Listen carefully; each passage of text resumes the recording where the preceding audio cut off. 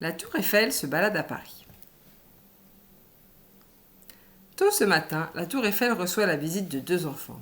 Que cherche-t-il à tous les étages? Je peux vous aider, les amis? Léa et Nino participent à une grande chasse au trésor. Ils croyaient trouver le trophée en haut du célèbre monument, mais raté. Pourtant, quelle chance pour Léa et Nino! Bien décidés à leur être utiles, la tour Eiffel les invite à rester sur son dos. Je connais tout Paris, je serai votre taxi. C'est parti! La tour double les motos, les bus et les camions de pompiers aussi.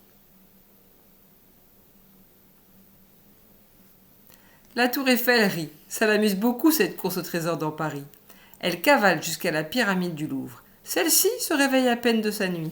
Je rêvais des pharaons. Léa et Nino cherchent autour du monument de verre. Zut! Ici, aucun trophée. Juste un grand défilé de mode. Un pigeon roucoule. Votre trésor est peut-être caché dans un pot de fleurs.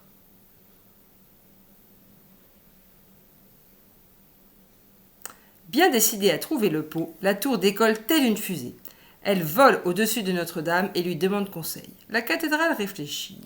Rats-toi au marché aux fleurs à côté. Ici, il y a bien des dizaines de pots remplis de roses et de tulipes, mais rien de précieux au fond. Un nain de jardin chuchote dans sa barbichette. À mon avis, le trésor est sous un livre. La tour et la petite bande filent sur les quais chez les bouquinistes. Leurs boîtes débordent de romans, mais aucun trophée n'y est caché.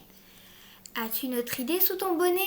Non, le nain n'en sait pas plus. Une mouette ajoute alors son grain de sel. Avez-vous cherché sur la scène? Toujours prête à rendre service, la tour Eiffel se change en toboggan. Plof! Léa, Nino, le pigeon, le nain de jardin et la mouette sautent sur un bateau-mouche. Or, pas de trésor à bord, juste une classe qui pique-nique. Soudain, une abeille bourdonne sous le nez de Nino. Bzzz.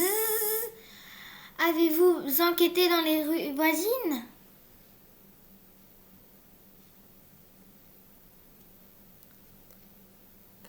Alors, zou! Tous suivent l'abeille jusqu'au centre Pompidou, pas loin de là. En bas du musée coule une fontaine avec un oiseau de feu multicolore. À côté, une énorme bouche rigole. On va vous arroser de la tête aux pieds. Ça perd l'hypopluie, les voilà éclaboussés, et toujours sans le trésor.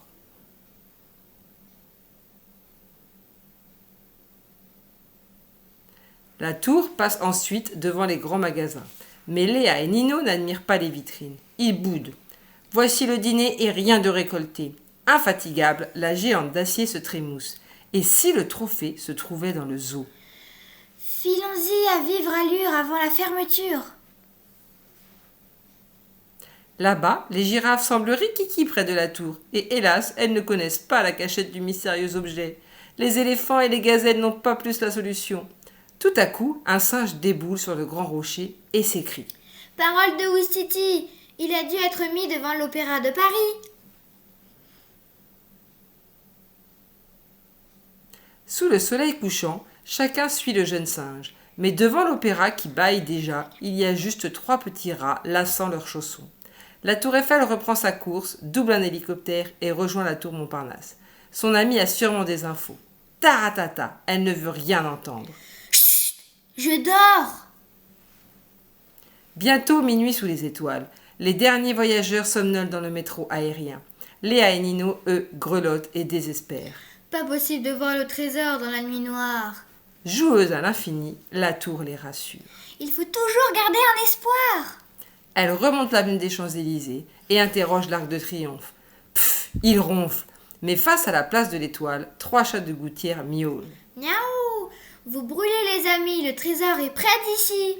La tour, Léa, Nino, le pigeon, le nain de jardin, la mouette, l'abeille et le singe suivent les matous jusqu'au champ de Mars. La tour y reprend sa place et sourit. On cherche parfois bien loin ce qui est tout à côté, car à ses pieds, un paquet attend. Oh, c'est une boîte à musique avec une mini tour Eiffel dorée qui chante aussitôt en duo avec la géante. La balade est finie, filez dans votre lit, pendant que nous promis, on ira faire du ski.